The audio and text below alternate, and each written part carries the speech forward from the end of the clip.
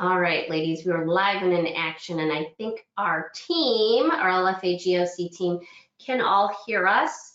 I do have everyone's lines muted that are joining us. Good evening, everyone. Because we have a lot of information to get through, but you can use the chat function or the question box to submit any questions, and we could create dialogue. At the end of this, if there's still time allowed, I will open up the lines to see if we can unmute, but that's always a little trickier on the webinar end. But I see Adrian just arrived too, so that's all good. But Adrian, you used the wrong link, but that's okay. It's all good. So good evening, everyone.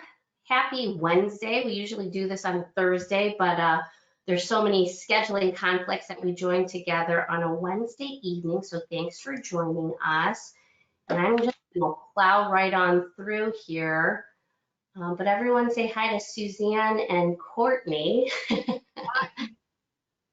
And thanks, Suzanne, for commenting here. So quick agenda. Adrian said I had to make one. So welcome and thank you tonight. And we're going to do a presentation from Courtney Mitchell, our patient engagement liaison with GSK. And then we're going to dig further into who we are, why we're here, the evaluations that were just performed, and our new goals and deliverables. So welcome, guys. Good evening. We are so excited to join together today and get chapter training underway. So first, I want to start off and say thank you to our training sponsors, GSK, us, and Lupus, and also partial funding by an earmark from the state of Ohio, managed by the Ohio Department of Health. So we are very thankful to our funders, our sponsors that help us secure training and help us keep moving forward. So here we go. All right. So what is a patient engagement liaison? I asked Courtney to fill the team in about all the fun resources and everything they do. You guys are no stranger to Courtney. She joined us with our last chapter training in the summer, but just a reiteration, Courtney Mitchell, BSN, MSN, CFNP is a patient engagement liaison with GSK. She has 6 years experience in the pharmaceutical industry, supporting patients with lupus and lupus nephritis and their healthcare providers. Courtney also practiced as a nurse practitioner in rheumatology and surgical oncology for 10 years prior to joining the GSK team. Courtney holds a bachelor's in science and a master's of science in nursing, as well as she completed her degree in family nurse practitioner from Delta State University. Courtney has a strong passion for helping lupus patients and severe asthma patients become more empowered to advocating for themselves, as well as helping to raise awareness. So tonight we have the pleasure of having Courtney join us again to help us with chapter training and give our team a better understanding of what a patient engagement liaison does and the team and everything that she does at GSK. And Courtney, give me just 1 second. Sure.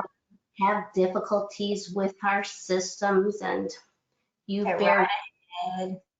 Thank you so much for the introduction, Leslie, and I'm glad to be here tonight with you, Leslie, and Suzanne, and all of you that are facilitators and navigators. I'm glad to be back. Leslie asked me to spend some time with you all tonight and share what a patient engagement liaison is. I know that is a mouthful. It's a lot to get out. And then also too, I'll share some great resources that you can share with lupus warriors and lupus nephritis warriors. So when you're out and about and educating, you will have access to some great resources at your fingertips that you can lead them to. So I'm going to share my screen. I'm going to pull this up. Leslie, if you'll let me know when it pops up. Just for you all on the line, I want to let y'all know this is going to come up as a Word document. It's going to come up as 3 pages. Leslie, can you see it? You can, yep. Wonderful, wonderful. So as I talk about what a patient engagement liaison is, I will also, go through the information here on our PALE engagement brochure here, okay? And this is actually in a Word document, but when it's received, when Leslie and Suzanne receive it, it'll come in the form of a postcard, or we also have a brochure that opens up, that folds. So I will make sure that Suzanne and Leslie and Adrienne have these resources so that when you go out into the community, you can share this as well. So let's kind of dive into what is a patient engagement liaison with GSK. So what we really do is, number one, we partner with advocacy groups, just like Lupus Foundation of Greater Ohio that you are affiliated with, okay? We provide sponsorships so that they can go out and educate patients and then educate people like you as a team that can go out and really impact and reach as many patients as possible. And that's really our goal, is to educate, inform, and to empower the lupus and lupus nephritis warriors, okay? At GSK, our PALE team is right now not just responsible for lupus and lupus nephritis, we're also responsible for anything that falls under our umbrella. So we also, we coordinate with the kidney foundations. So, because they deal with lupus nephritis. And then we also educate on severe asthma and eosinophilic asthma and some other diagnoses that fall under that umbrella. And I won't go into all those because what y'all are interested in is lupus and lupus nephritis information. So really here at GSK, we are ambitious for patients and we put them at the center of everything we do, okay? And so our goals are to educate, figure out ways that we can educate them, and educate as many people as we possibly can, okay? So here, on the very first page, that beautiful lady there, she's on the cover of all of our information, on the cover of our brochures and our PALE postcards. So when you receive those, that's what you'll see on the very front, okay? And then here, Sharita Dorsey is actually our patient engagement lead. And she has here this great quote that says, "Every day is a new day to be ambitious for patients, as we understand behind every educational effort is an opportunity to improve the life of a patient, their family, and the entire community." So really that's, the motto that we take on, because we want to educate as many people as we can. So some things that specifically that we do, we work with, patient advocacy groups to improve patients' journeys through education. We have several decks and presentation decks that we can present. All of us on the PALE team are healthcare professionals, okay? So we're either nurses or nurse practitioners, and I'm actually a nurse practitioner by trade and practiced rheumatology for 10 years before I came to GSK. And then we provide education that informs and empowers our patients, okay? So we deliver presentations, we come to walks, we are there for exhibits to share information. We make sure that patients are provided with resources and tools. And all of these resources and tools are free, as you know, okay? We offer live and virtual education programs as well. And I'm going to walk you through our Place Hub in just a second, so you can have some information around that. But we've got this really awesome GSK Patient Learning and Community Education Hub. And I'll talk through that in just a second. But the great thing is there's webinars that your patients can sign up for. They can go in, they have the information there, they can register for the webinars, they can register one, they can register for all of them. But as I said, they are free, okay?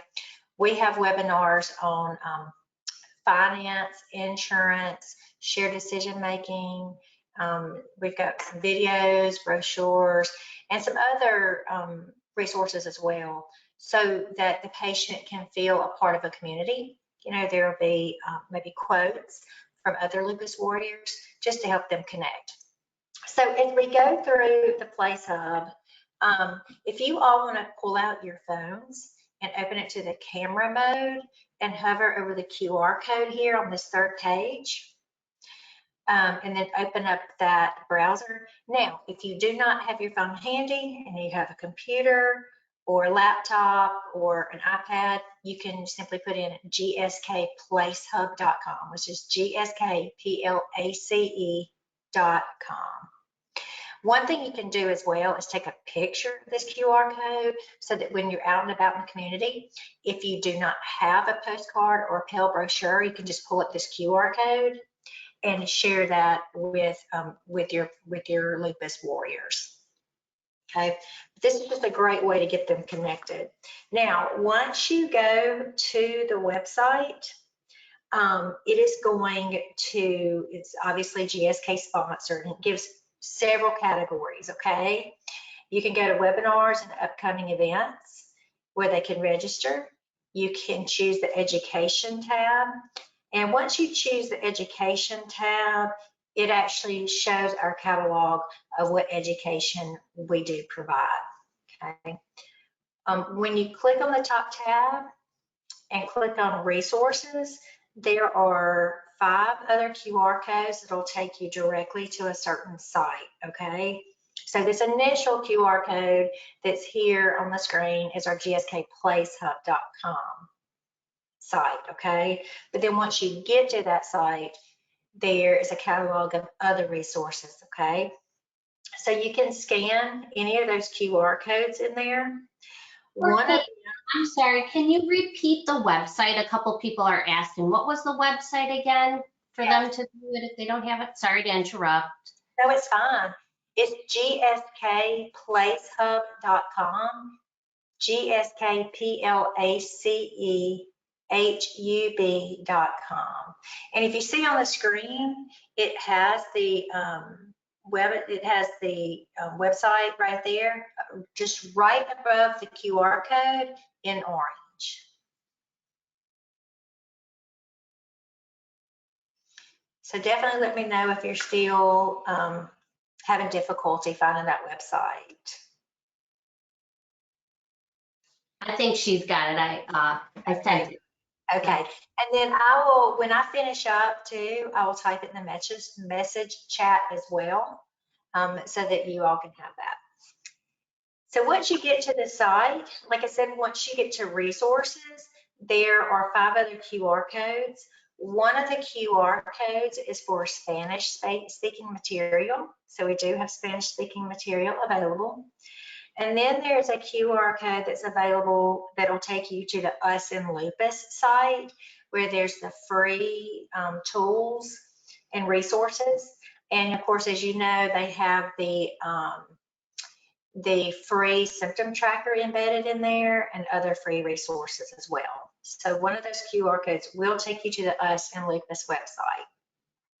Another one where it says for more information on treatment options, it actually takes you to the Benlysta.com site. So if you have a patient that's on Benlysta and would like additional information, they can go to that. Or if there's someone that's just curious about the medication or whatever your conversation is with them, you can direct them to that site for more information.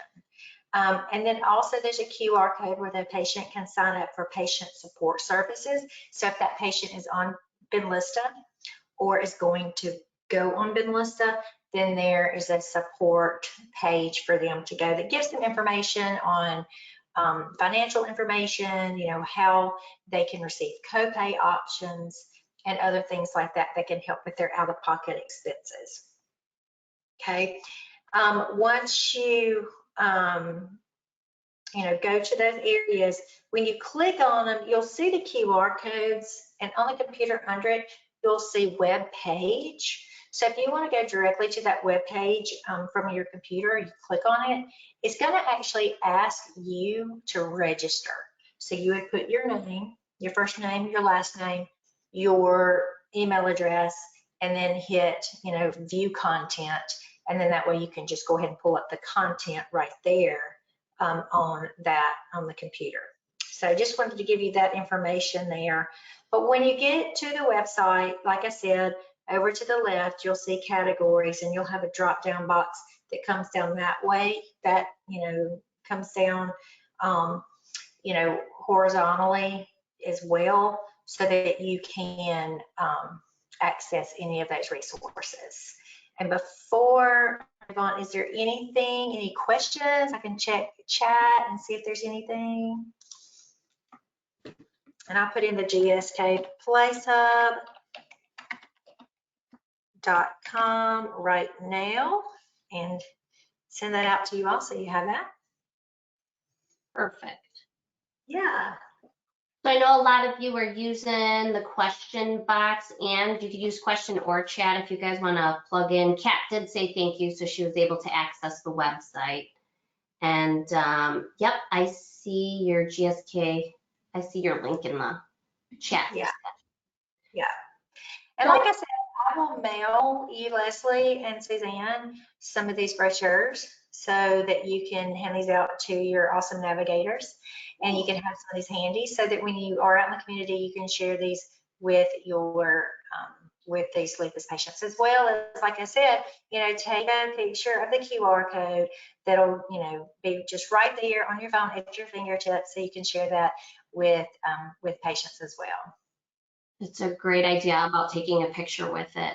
Also, yeah. We have a 2 full-page spread in the last chapter, Living with Lupus magazine. So, we have the digital version available for everyone, and then our chapter members also get a printed copy. So all of our patient navigators, facilitators, this is also out there. But we'd love to pass this out at our walk for next weekend. Actually, if with your permission, Courtney, if we could print it and have it at the informational booth, that would be great. Would that be okay for us to print this? Yes, you can actually print this. It is, approved. And then I can also send you, what I have and get you some copies, sent to you. So I'll make myself a note right now. All right. So I think, you guys, any questions out there, Suzanne, any feedback about the Pell team and all the programs that they're doing as well? Webinars last, around, 45 minutes or so. So if you need a timeline of how long that they last. And the way the On24 platform works that we do our webinars on, we can't hear you. We can't take you off of mute, but there is a chat box, just like I said, similar to what you see here. So you can just write put your answers in chat, and then whoever's presenting will check that chat box and then get back and answer the questions. Yeah. So Leslie, I just want to add, as a patient first, I just visited all of these different chat or webinars that you're having. And dear Lord, you guys, for those people who have lupus now or being just diagnosed, or people who haven't had any type of education, what a phenomenal resource list you have. When I was diagnosed, it was one little orange book.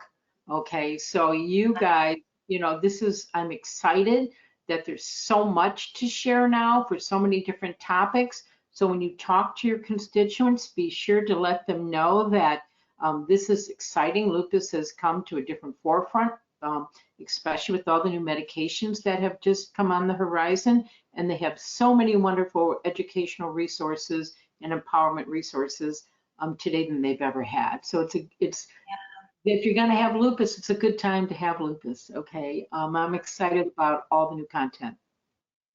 And navigators, make sure to encourage patients to attend more than one webinar, even if it's the same topic 2 or 3 times, because as you know, sometimes it takes 2 or 3 times to really hear something for it to become ingrained. Another thing is, when you're listening to a 45-minute webinar, you pick up certain things that you may not pick up the first time, but the second time you can just add to it and build upon that. And as we know, knowledge is power, right?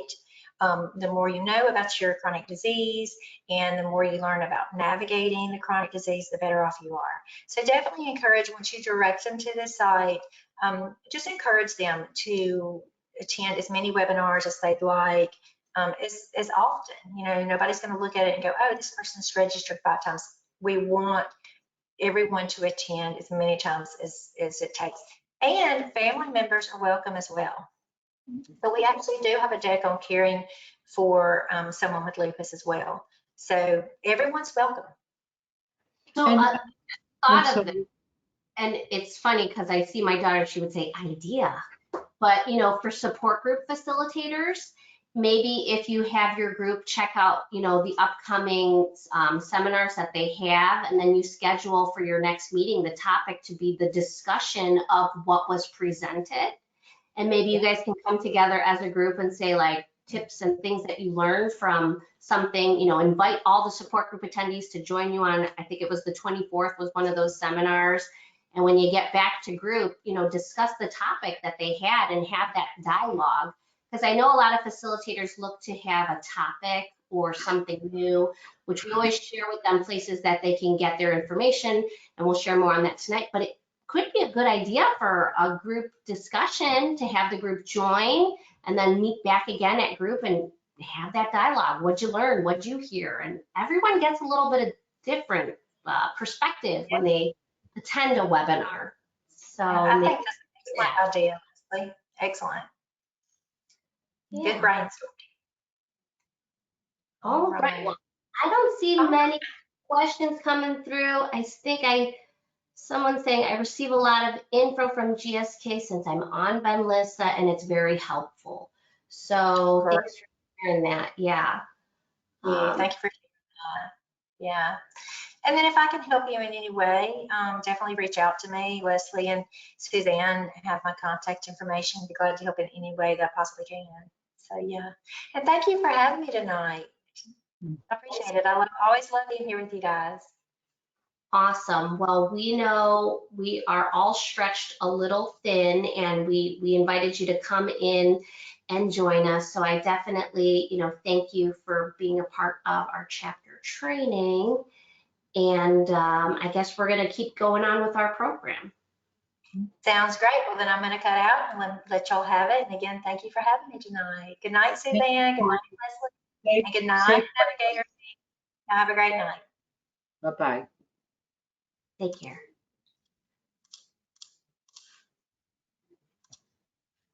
All right, friends. So just getting back, I had a little screen here for questions for Courtney. And I see, comments coming through, guys, so keep up the good work and chatting with us. We do have a little bit more work to do here on our end. But as we forge ahead and trying to keep on schedule, another thank you to our sponsors for the Patient Navigator program and training here tonight. Our training sessions are also funded by Aurinia, so I want to thank them for giving us the opportunity, these platforms that we use for like hosting these webinars, creating these PowerPoints, they all, we need help funding these tools. We try to get all funding for special tools so that we can join together. So we thank them. So just moving forward into our chapter training, and I'm just gonna hustle and bustle through here.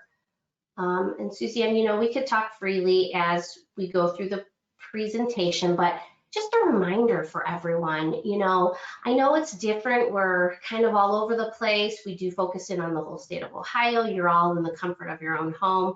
But sometimes I think, do we know who we are, what we do? So just a chapter reminder to all of our staff, patient navigators, facilitators here. We are the Lupus Foundation of America, Greater Ohio chapter. And our mission is we are dedicated to improving the quality of life for all people affected by lupus through programs of research, education, and advocacy. Suzanne always teases us that we should memorize this verbatim and be able to just, give it in a, elevator speech and whatnot. And it is pretty important that we know our mission statement. Our vision statement is we envision a world without lupus. The organization will advance the science of medicine, of lupus, to find a cure and to improve the quality of life for all people affected by lupus. So again, just a reiteration, we should really all try to know who we are and tell the community who we are and what we do. Just a reminder, we are a true grassroots organization. The first support group of this chapter was in the basement of our founding member, the Segueras family, and they are still dedicated to this mission today.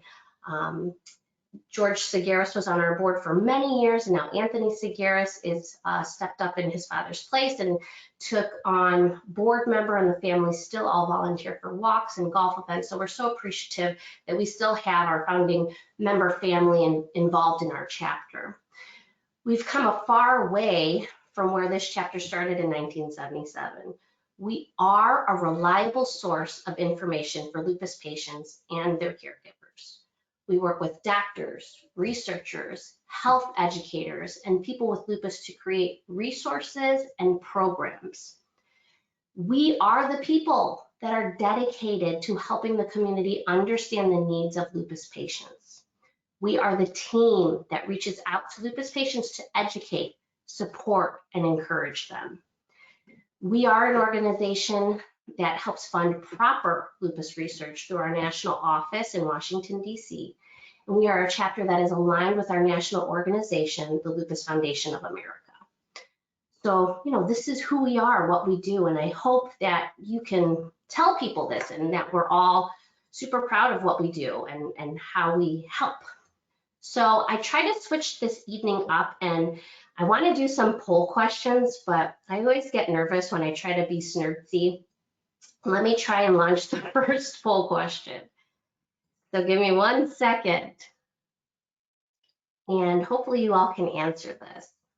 I will say, Leslie, you're becoming very colorful. I am. Like exotic colors. Is that because you have a 2-year-old and you're pregnant? It's just, woo, it'll wake you up. Are you talking about the presentation or me as being colorful and vibrant? So, okay, our first poll question. Suzanne, can you see it? Are you able to see it? I don't think you'll be able to answer it, but our team should be able to answer it. So it says poll in progress for attendees only. So it's a true or false question, okay? The national, and forgive me if there's typos in here, the national and LFA chapter network work together to provide the most up-to-date information on lupus to the public. Can you guys answer it? Okay, it looks like 100% have answered. So let me close it and share the results. And you guys are all winner chicken dinners. So we're gonna keep trying to, have a little bit of polling in between some of these things to be a bit more interactive. I hope that's what you mean by colorful, Suzanne. Are you meaning the presentation? Talking about the pinks and the yellows and the chartreuse and the little. I'm just trying to get all of our attention. Right. So, okay, moving on, what is your role? So, we have patient navigators, we have the staff, we have facilitators, co-facilitators. We want to do, a reminder of why you're here, what you mean to our chapter, and understanding the purpose of your role. So a patient navigator, facilitator, co-facilitator, they serve as a vital role within our organization. Your job is integral to assist in ensuring lupus patients across Ohio have access to appropriate services, such as education and resources that we provide.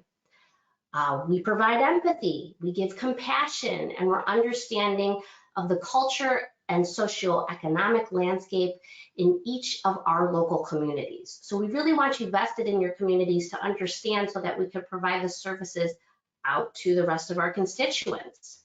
We are knowledgeable about the community resources like education, financial, social, and emotional support services that are available to patients. okay? So more specifically, our patient navigator team, they work on outreach and cultivation. We focus on working with the office. The patient navigators focus working with the office to discuss patients' needs, and we help determine lupus patients' barriers to care. We provide information on local groups and educational programs. Okay, so that's the real focus of the patient navigator, to assist the chapter to be the boots on the ground, to know of community resources, to know of our resources, to share it with lupus patients, and help us as a whole understand the barriers patients face and help them move past it. We want to remove those barriers. Our facilitators are a team that has the same purpose as the patient navigator. We really kind of look at patient navigators and facilitators hand in hand, but the focus is primarily on their groups, and they meet regularly to provide support within their group. So that's really the main difference, is that our facilitators, and we have patient navigators that are facilitators as well, but for the most part, you're either a patient navigator or a facilitator, and a few of the patient navigators are getting to be facilitators, so I'm excited about that. So, okay, bear with me as I try to do my next polling question. So I know, right? So, is this working? And I did notice that sometimes it like limited me on characters, so I might have to read the questions in full. But everyone try to answer. So what is a patient navigator's primary role? 1, identify barriers to treatment and care, removing barriers to treatment and care, building community resources, acting as an advocate for the lupus cause, or all of the above. And if everyone can put their answers in, I think I see 86% voted. And I apologize if you hear my family in the background, but I think they're looking for snacks in the kitchen. I'm going to go ahead and close our poll and share our results. And 100% of you said all of the above. See, we're all smart cookies here. So I have one more question in here. And bear with me, everything's always so small. Suzanne, you could see these, right? You're seeing them well? Yep. Okay. So what important role does a facilitator have within the LFA GOC? So if you guys all put your votes in, so they lead monthly, quarterly support groups. They connect with lupus patients with the LFA GOC office and give support. Identify and connect patients with a patient navigator to help, and all of the above, and or all of the above. So I already see 100% of you know what's going on. So thank you guys very much. I appreciate that. All right, let's keep moving on. I hope you guys like these polling questions. It's not always easy trying to navigate everything, but together we are a united front to help lupus patients, and you guys all get that. So we passed with flying colors here. So together, right, we educate, we advocate, we fund research, and we look to find the barriers lupus patients face and assist them to work past these barriers. That's what the goal is right now. We're putting in heavy work with that. So chapter evaluations, I wanted to touch base on this. Actually, Adrienne said I had to. So our chapter evaluations, we just wrapped up. This is what we've been doing these summer months. So every year we do perform evaluations on the chapter. This includes the staff, patient navigators, facilitators, and programs. We look at the areas where we need to improve and where we need to find more help. So we look at the patient navigators and facilitators' attendance, participation, the ability to complete tasks on time. Our patient navigator program has been on a slight pause for the summer months as far as doing all the chapter check-in calls. You know, a few of our patient navigators are still digging in. Rita Pitchin has been phenomenal in helping us build out programs and resources and new systems. We did get approval to continue our patient navigator program, so yay. Big relief there. This is great, but we also have been looking for ways that we can improve the programs and the reporting process.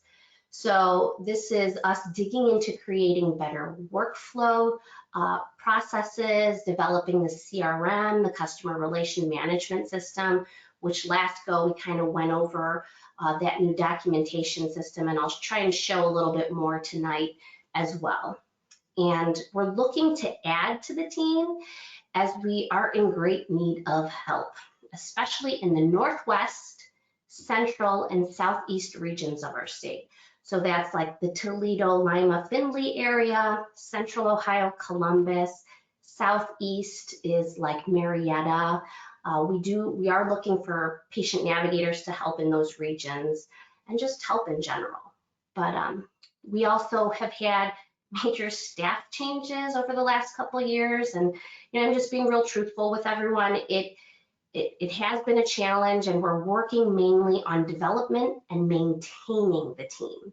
So staff turnover has been a major challenge for us, and we're still working on this, but your patience with us and all these staff changes have been greatly appreciated. I know a lot of the facilitators, patient navigators are checking in and kind of giving us updates, and that is very helpful. We want to hear from you guys. So thank you guys for checking in and supporting the office team as we transition past these, little hiccups that we have along the way. But this team tonight, who we're talking with, is a great asset to the chapter. Whether it is hosting support groups, making chapter check-in calls, or working on special projects, we all do provide a level of assistance to the chapter, okay? But we do see that the 80-20 rule does strongly apply to our chapter. So we see 80% of the results come from 20% of our team. So we really rely heavily on key staff members, key patient navigators, and facilitators to pick up and complete the grant deliverables on time. We are looking for everyone to help pitch in with the work, kind of have equal share there.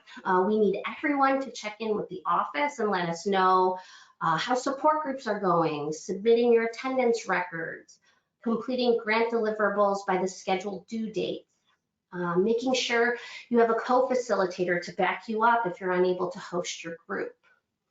And, I'm putting another wrench in the chain here because I am looking to step back with my maternity leave. And so with programs, we're going to have a little bit of a hole.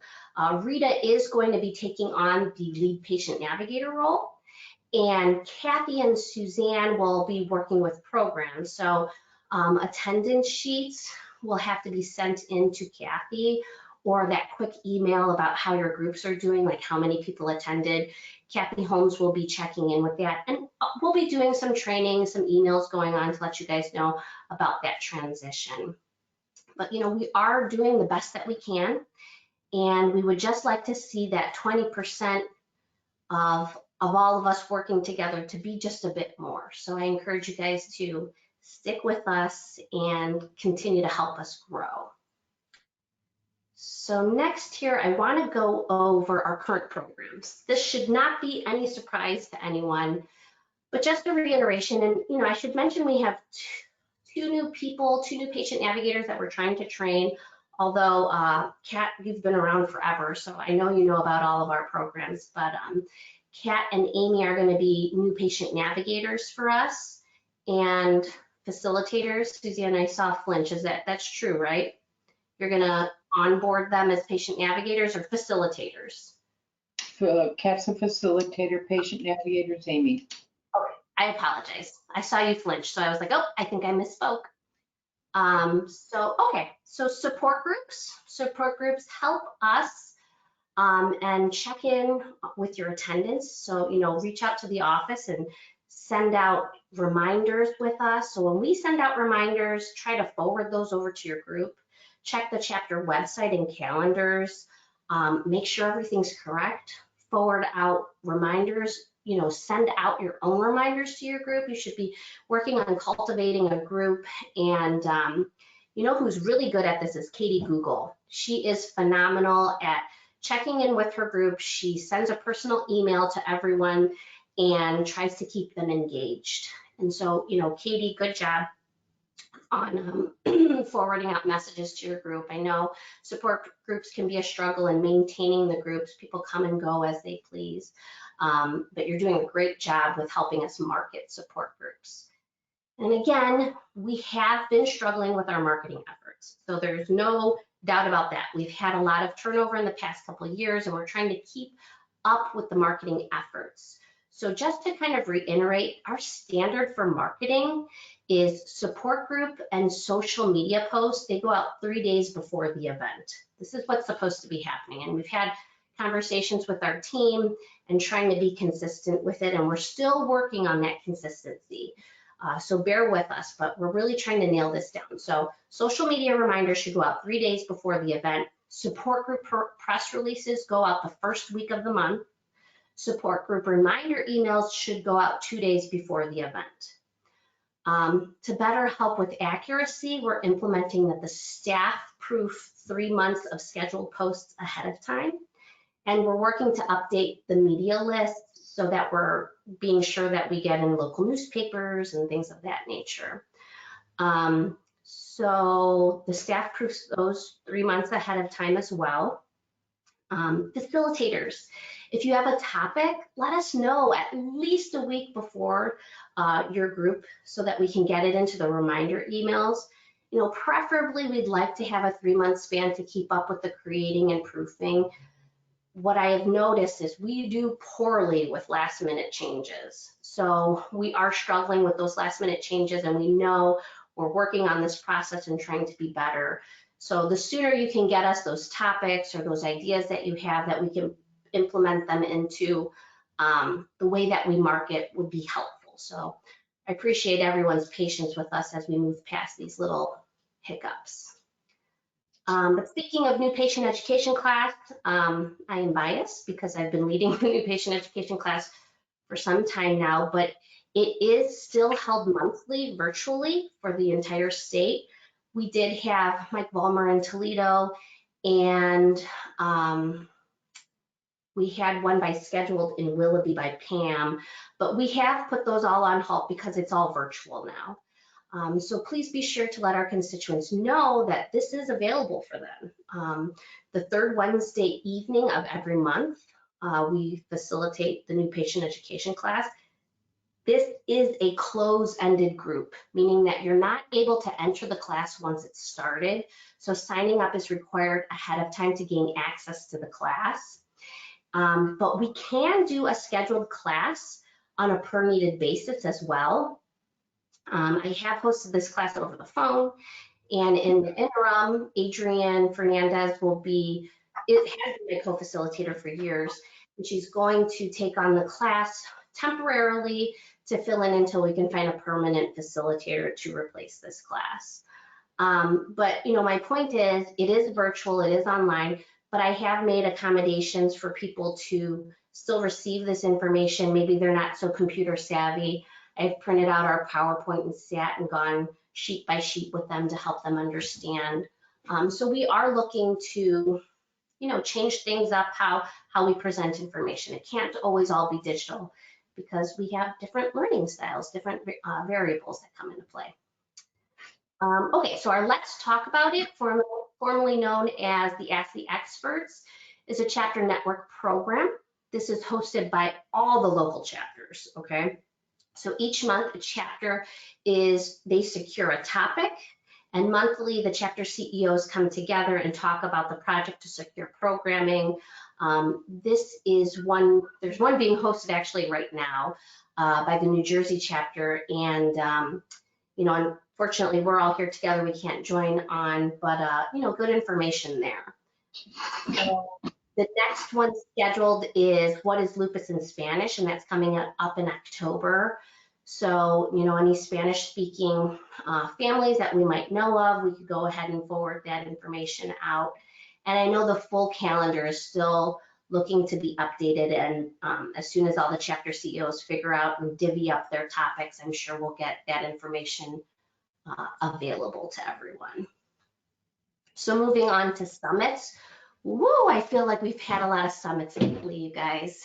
But summits are our chapter educational program with medical experts and our major hospital systems. So each year we work to host with Metro Health, typically in the fall. That's coming up this weekend. That's the second part to our training program here. So part 2 to chapter training is this Saturday. We schedule with University Hospital in the spring. We usually have a summit in the spring. In Columbus, OSU Medical Center, we usually host with them in the summer. And the Cincinnati, University of Cincinnati, we usually host a program with them in the late fall, early winter. But since the pandemic, we host these programs now virtually, which has really given the chapter an opportunity to learn from all the lupus experts across Ohio. So it has been kind of cool that we can host these virtually, but obviously it's changed with it being all virtual now. But I think it's been a good change. Okay, so national advocacy. Oh, there is nothing more important to us than the health and safety of our community.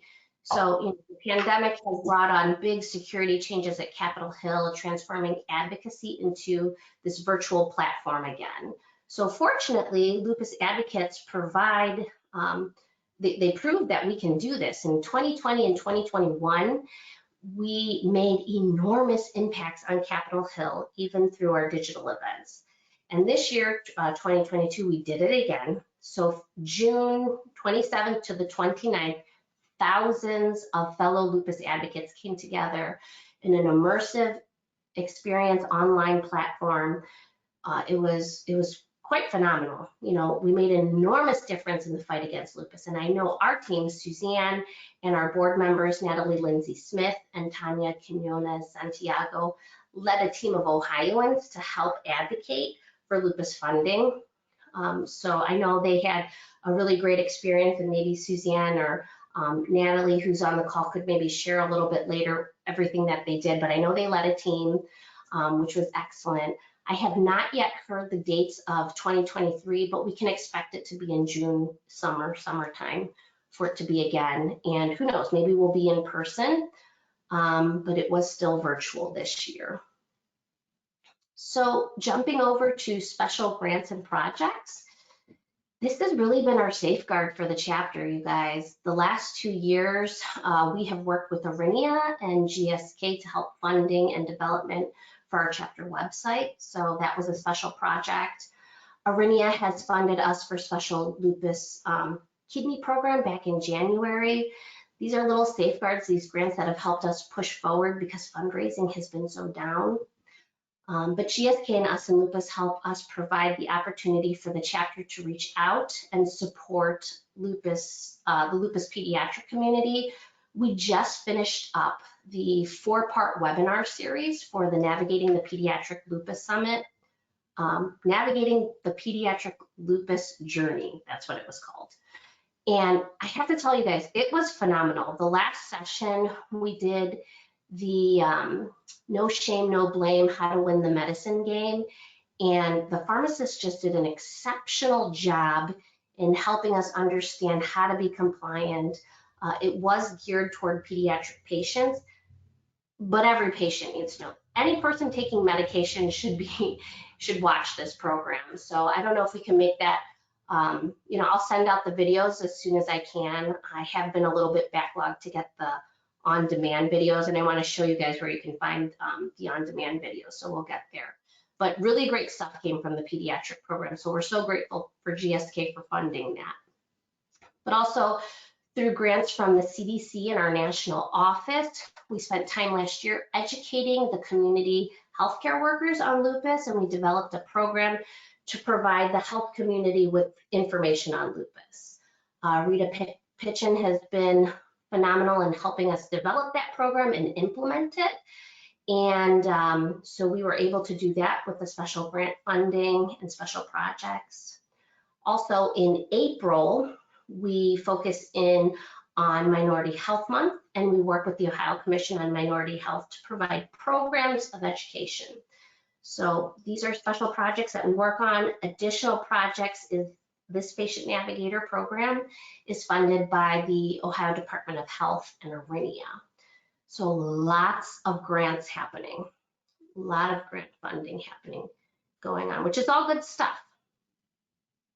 So where do you find all this information? This is the part that we really want to get to, and I'm going to try my best to push through and show you guys the websites and stuff. So, please be sure that you're reading the Chapter E newsletter. That's where you get a lot of good information, and our quarterly Living with Lupus magazine. Check your emails regularly, because this is the communication of knowing what's going on, how to check in, how to access, and then, once you read it in our emails and monthly newsletters, you can check in with the office and ask more questions on it. But this is really where you should be getting your information. We do spend a lot of time in the magazine. Let me tell you, the magazine is a lot of work, but a lot of good information comes from there. And then the Chapter E newsletters come out monthly, so you guys should be in the know. If you're not getting regular emails from our chapter, then you're not subscribed to receive the updates, which that's a problem. So 2 places to access this: when you come to lupusgreaterohio.org. Actually, let me see if I can navigate there. Oops. Let me just see. Can I do it? Give me a second. Okay. So when you come to lupusgreaterohio.org, it's not going to happen to be a pop-up appears where you can join our newsletter. Or if you scroll all the way down to the bottom, you can hit subscribe for our newsletter. So this is also where you can help, patients and people get signed up for emails and listservs and stuff like that. So I just wanted to point that out to you guys. If you're not getting emails, or you're talking to a constituent that wants to get in, lupusgreaterohio.org and subscribe. So that's something I wanted to look at. So also, our hero bar here, this is where all the major events are happening. So let's talk about it. Is tonight. This is where you would access it. This is where we're putting out the new information that's, being had, and we're really working and focusing in on the Could You Have Lupus survey, which has been phenomenal. The walk that's happening next week, and then wrapping up the Fall Into Better Health Metro Health Fall Summit. So that hero bar is like, this is the information that's happening right now, like the things that you should know right away. But things to also make mention is this toolbar at the top. So one thing I want to show you is under Get Involved. I was talking about, find resources. I was talking about the video archives that we have. If you're ever looking for past educational videos, I don't know if you guys know where to find them. So if you go to educational programs, and hopefully it will launch, you'll see, our new patient education, virtual summits, and these are where all the recordings are. I'm trying to make a big focus with our marketing team to let people know this is where our videos on demand are. So these are all the past Let's Talk About It webinars. The formerly Ask the Experts are still on here, and all of our summits. I am working on getting all the pediatric summits on here. It's going to take a little bit of time because I have to get approval from GSK. So under Find Resources, Educational Programs, where you can see the videos. I just want to make mention to that because there's a lot of good content there. Also, the national website, lupus.org is another resource where you can be finding information to share with groups, and our national resource guide. So the way that we do want you guys to access it is come to our website, lupusgreaterohio.org, Understanding Lupus, and visit the national resource guide here. It takes you right to, I keep saying guide, Adrienne always smacks my hand. It's the National Resource Center for Lupus. Even though she's not on here, I feel like she would pipe in and say, it's the National Resource Center on Lupus. So this is where a lot of good information is.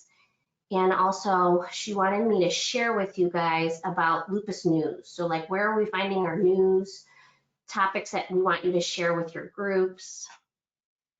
You could see, local research information is happening here. So we do spend a lot of time trying to update the website, and I hope you guys are just, utilizing the resources that we have available to you. So let's see if I can navigate back. Here we go. So continuing on with resources, we have the case systems evaluation needs assessment, our case and SDOH. This is what we're rolling out relatively soon. So additional resources that we have is going to be this: Unite Us, Signature Health, Uber Health Rides, and medical assistance. So I do want to navigate to some of these programs that we are working on right now. So CASE. CASE is Case Assistance System Evaluation Needs Assessment. CASE SDOH. We are launching this within 2 weeks. So just a quick little overview.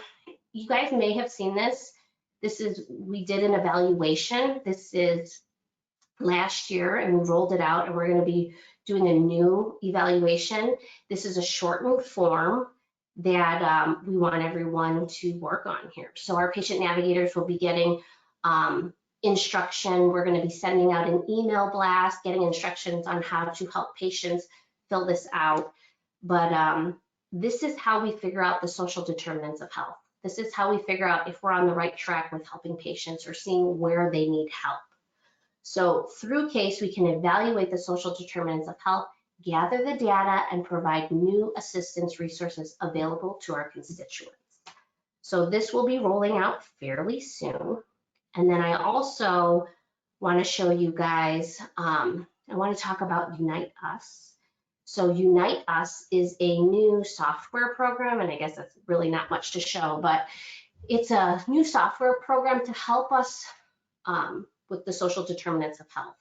Unite Us is an outcome-focused technology company that builds coordinated network of health and social service providers. They connect providers around their clients in a centralized platform. They're integrating social determinants of health and information collaboration care delivery. So we utilize this software to make and receive referrals. And so if I log in here, hopefully you can see this. We are receiving referrals already. And Rita, again, has been really awesome in helping me get through all of these. But we have 6 open cases. And this is where, we get referrals from people. And this is also going to be our referral system to help us with Signature Health. So Signature Health, I'm just going to keep rolling down, is our new mental health assistance program. And we are trying to launch this September 19th. I think you guys are familiar with, we did a program with BetterHelp, which was a strictly online mental health service. And going through that program, we quickly recognized that it wasn't for everyone. We did have about 20 patients try to go through the platform, but the collaboration between us and BetterHelp just didn't jive. So we reached out to NAMI, actually, and NAMI helped us reach out to Signature Health to create a new program. So we will be sending this out soon. They are a full hospital system. They take referrals, they write prescriptions. And so this is going to be our new platform to provide mental health assistance. So people in group, when we have special needs beyond our self-help group and our support groups, we can also refer patients to Signature Health. And this is going to be a good collaboration. So be on the lookout. We'll be launching this email shortly. September 19th is what we told them we would do. And I'm excited to see how this will roll out. And you guys, if you're asking questions, I'm going to probably check in for questions at the end. I'm not sure if you guys are asking questions, but just give me time to get through this and I'll circle back. The next thing I want to talk about is our Uber Health Rides. We have finally figured it all out, how to go ahead and set rides up. So we have been providing rides for patients to help them with their getting to doctor's appointments. And it has been a tremendous help. I know a lot of people are utilizing this service. We are trying to figure out how to hone in and, evenly disperse, because there's only so much money for Uber Health Rides for people to take part in. So we are working on the parameters of this, but we can help schedule rides.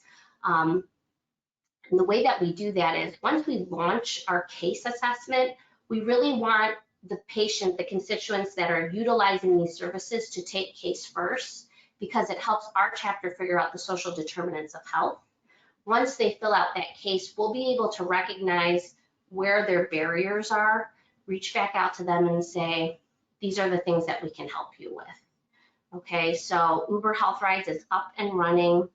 And first we want people to take part with CASE, that system evaluation questionnaire, to help us identify their needs, and then we'll get them set up with the programs that we have. So this is the case assistance evaluation again that I wanted, did I show you guys that already? I did, I'm sorry. So Uber Health Rides medical assistance is what I wanted to talk about. So those are the 3 new programs that we have launched last year, but we've made improvements to. So the medical assistance programs last year was only on medication copay, and working through that, you know, the patient navigators help push patients through to get to our office. What we found out is that lupus patients do have good help with receiving their medications. Some patients don't, but they can afford their medications is what I'm trying to say. But where patients are struggling is their medical copays, so their doctor visits. We know lupus patients see their primary care physician, their specialty care physician a lot more times than others, and those copays seem to rack up. And so we have expanded the medication copay assistance to medical assistance.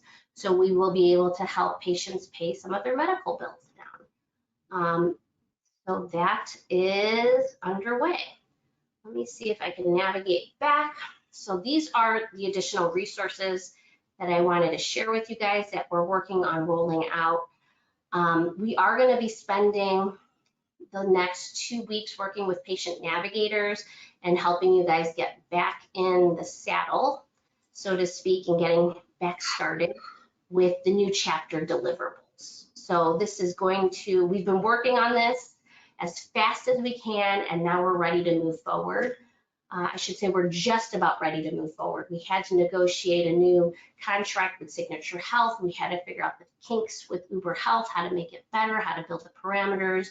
We had to build new case system evaluations and better communications within the office. So if you feel we've been a little quiet in the office the summer months, it's really because we've been working on the evaluations and improving the process. So the patient navigator team to the rescue. We have additional training coming up for the patient navigators. I had just mentioned this. In line with the new resources, software platforms. I'm gonna have a little munchkin run in here, I can hear her. Sorry about that, guys. But the platforms, we need to work on training the patient navigators to use the chapter check-in sheets.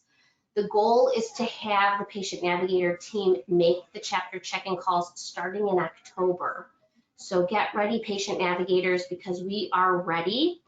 And the last chapter training that we did, we shared with you guys the form that we wanted you guys to use. Tina explained how important it is for us to document these things and how to collect the information. And Rita and myself have been working on what that would look like. And really, I just wanted to show you guys really quick.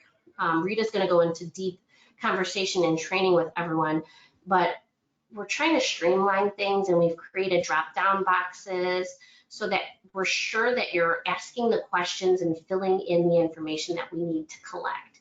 It is so important that we collect and document every conversation, every interaction that we're having with patients. And we're going to continue to work with Rita and Tina when she can help us out again to improve the documentations and sheets in chapter check-in calls. So we are working on this, and it's going to be happening within the next 3 weeks. So this is going to be probably like the 3rd phase of chapter training starting out this year. And let's keep moving on. So wake up, guys. Next poll question. Let's see. Do I have one more poll question? I think I do. So let's see. Every patient call should be recorded, and in the appropriate documentation and follow-up action should be taken if required. Can you guys answer that? I think I made my point pretty clear. Let's see, are you guys answering? So 76%. I'm going to close the poll and share the results. And yes, we do. We need to record and document each follow-up action taken with our patient navigator calls. So we will be, this is for the patient navigators. We have this documentation sheet that I kind of briefly went over there, but I just wanted to show you guys, we're trying to create better systems of how we collect the data. So we do need to document how we're sending out community resources, we're providing mental health assistance, you know, we need to know of these interactions and conversations you're having with our constituents. But the majority of us got that. So patient navigator team to the rescue. Did we do this already? I feel like I might be going over, but you know, we need your help, guys. So patient navigators and facilitators, mainly we need to engage, we need your help to engage in the community. So we're asking our patient navigators to check out local events, get in the know of what's happening in your community, help find community engagement programs, and let's get them on the calendars. If you could attend them, that's great. If not, we want to know about them. So are there any health fairs or outreach events that you may want to attend? Any community health charity event campaigns that you want to attend? Mike Vollmer has been great in lupus awareness programs in Northwest Ohio. He recognized that there's a need in Findlay and that we can have better chapter presence in this area. And so he's looking to facilitate an awareness program coming up soon. Aletha Akery, she is our Southeast Cleveland support group leader and community outreach coordinator. She does a great job of letting us know of all the health fairs that are happening, and she often sends us office flyers and invitations to those things. So we are very grateful for her, and we want you guys to be heard. You know, we want to know what's going on in your community. I know Allison Fadon has been really good with getting a group started in northern Cincinnati, and she too is looking to create posts, community engagements, and things like that. She created a really nice marketing piece for us, and we're very appreciative of your guys' support and help. And so, you know, we want to hear from everyone else too, and what you guys can do to help us be the team to the rescue. So with that was a lot of information, you guys. I am going a little bit over time, and I do apologize on that. I tried to time this up right. Suzanne, I know I went really quickly over everything, and hopefully you all followed along good. Thanks for humoring me with the polls, but updates from Suzanne, I wanted to end on that. Suze, do you have any updates for our navigators and facilitators? And I'm going to look at questions while you talk. How much time do we have, Leslie?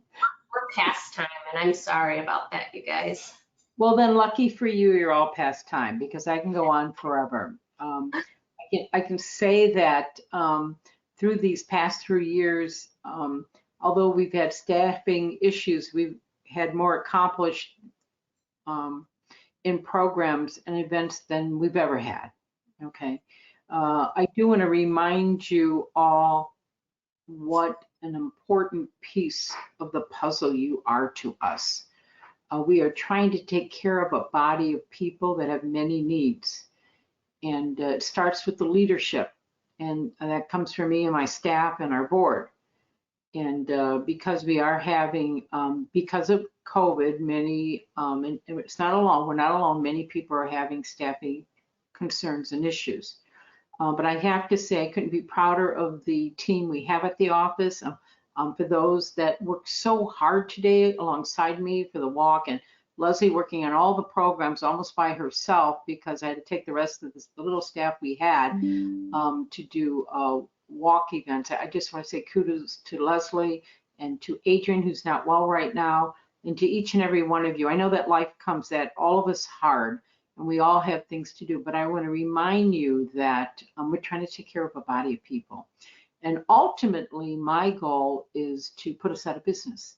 Okay, there won't be a need for us anymore. To find the cause, to cure, better treatment, and hopeful that people are educated enough to champion this horrible disease on their own. So I do want to remind you of a couple of things. I know GSK was on here offering their website with their information, and that's fine. But I want to remind you that what we are known for at the Lupus Foundation across the world, and because I've been at world conventions, is that the biggest role we play at the Lupus Foundation of America is being the leading resource for the most latest accurate information there is about lupus. So remember, when it comes to information about lupus, yes, we can send them to GSK, we can send them to National, and you can send them to our site, and anything on our site is credible. Other than that, please don't use other sites unless you consult with us first, okay? And always remember that you're not a doctor, all right? We don't give medical advice. That's very important. But I want you to know there's a place for everyone in the LFA.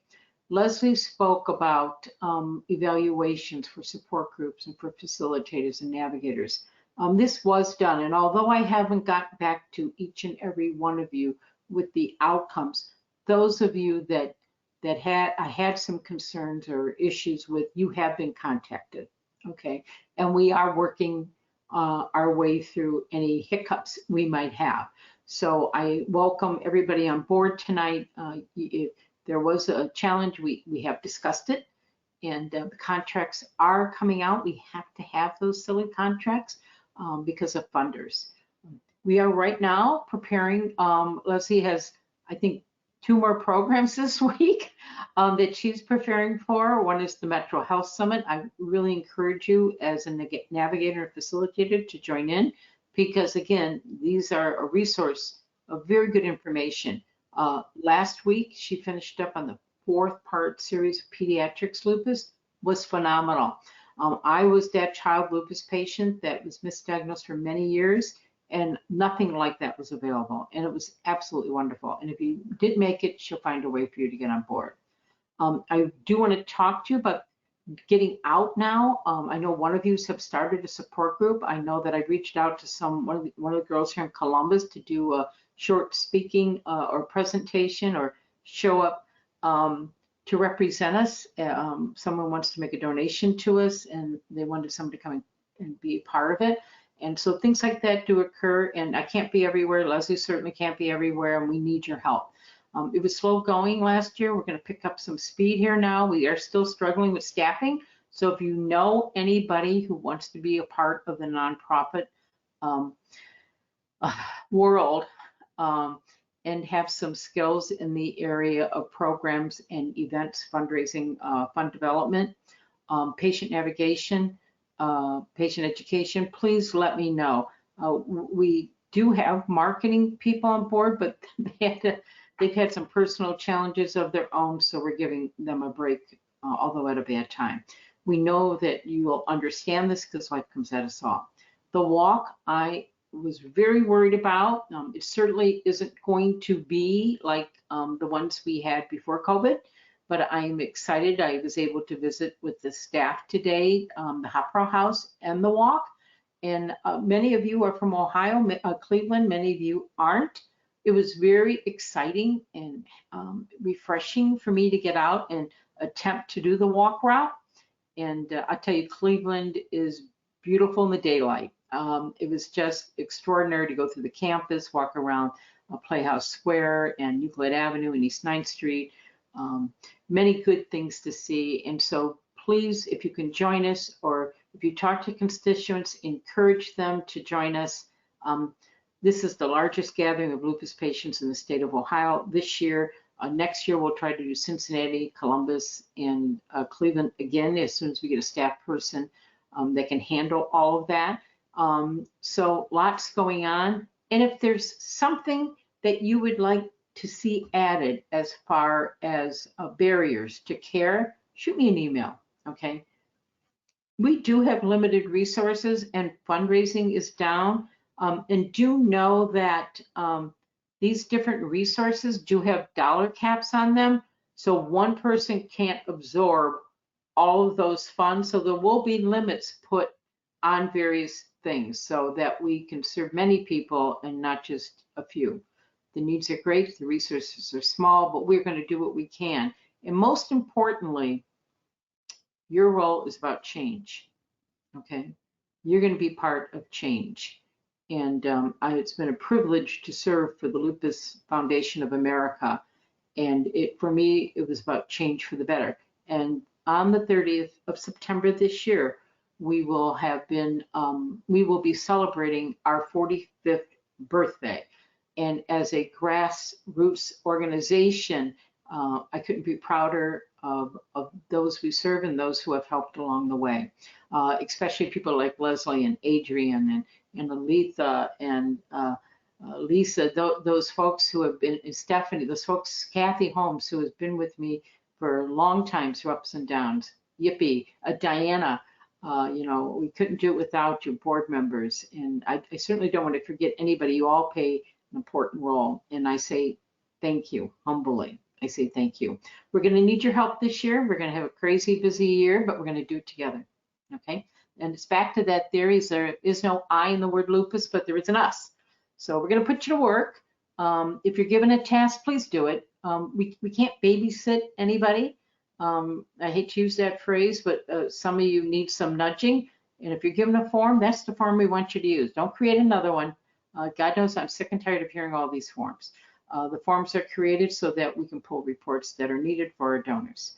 Looking forward, our fiscal year ends on the 30th, and that's why we're trying to get all these programs in by the 30th. We're not crazy people. It's just we had deadlines we had to meet. So thank you. I hope to see you at the conference on Saturday with Dr. Blue, and more importantly, I hope you can chime in for the walk. If you can volunteer, even if you're from a distance, if you can join us somehow, or perhaps create a page and you can join us virtually. I thank you very much. And Leslie, I thank you too. Thank you, Suzanne.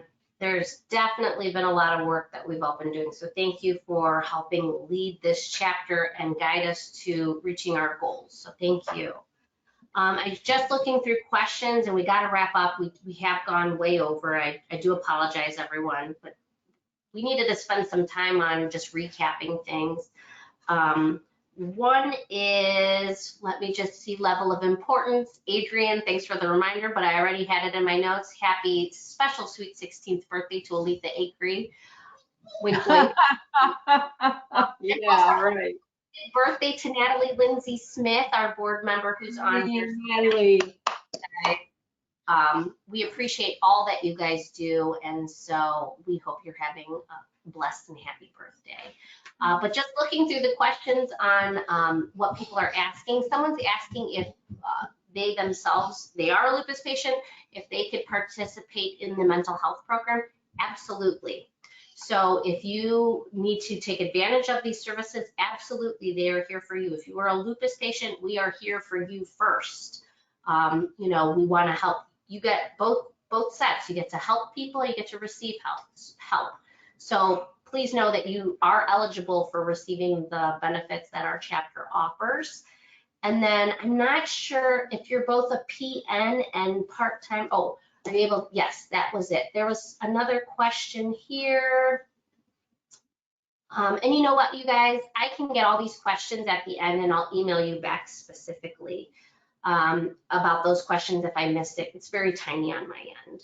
But another thing, Saturday is mandatory for all of our patient navigators. I have been asking if you cannot attend to make a scheduled makeup with me, but just so you guys know, this is something that our patient navigators, facilitators do get a stipend for attending and receiving education.